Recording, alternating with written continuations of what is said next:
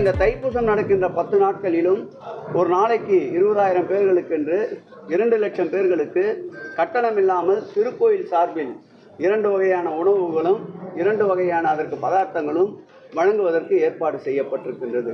தைப்பூச திருநாளில் நிச்சயமாக சிறப்பு கட்டணம் ரத்து செய்யப்படும். பூசத்தன்னைக்கு மாத்திரம் தான் கேட்குறீங்க. நாங்கள் என்ன சொன்னோம், பூசத்தை ஒட்டி வருகின்ற 2 நாட்கள் 3 நாட்கள் குறிப்பிட்ட பஸ்களுக்கு தைப்பூசத்திற்கு உதாரணத்திற்கு ரயில் நிலையத்திலிருந்தோ அருகாமையில் இருந்தோ இயக்கப்படுகின்ற பேருந்துகளை ஒரு குறிப்பிட்ட அளவு நிர்ணயம் செய்து அதற்கு கட்டணம் இல்லாமல் இந்த முறை பயணிப்பதற்கு மாண்புமிகு தமிழக முதல்வருடைய உத்தரவை பெற்று இயக்குகிறோம்.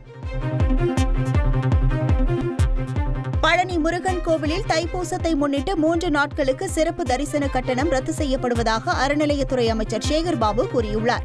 பழனி முருகன் கோவிலில் தைப்பூச திருவிழா பிப்ரவரி 5ஆம் தேதி கொடியேற்றத்துடன் தொடங்க உள்ளது.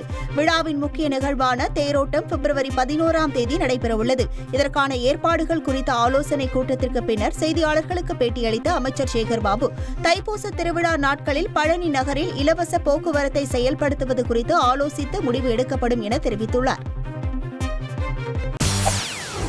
செய்திகளை உடனுக்குடன் தெரிந்து கொள்ள உடனே சப்ஸ்கிரைப் பண்ணுங்க.